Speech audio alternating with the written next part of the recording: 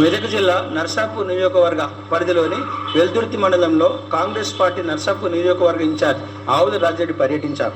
మండల పరిధిలోని అక్కంపల్లి గ్రామానికి చెందిన సీనియర్ కాంగ్రెస్ కార్యకర్త శేఖర్ గౌడ్ అనారోగ్యంతో బాధపడుతూ ఉండటంతో విషయం తెలుసుకున్న ఆవుల రాజరెడ్డి వారి నివాసానికి వెళ్లారు. శేఖర్ గౌడ్ ను ఆయన పరామర్శించారు.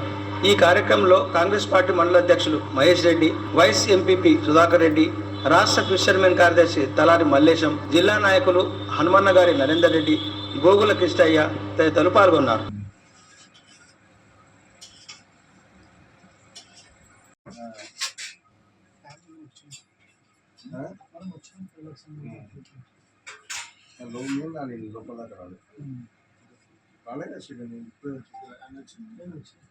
ప్రచారానికి వచ్చినప్పుడు బాగా సార్లు వచ్చింది.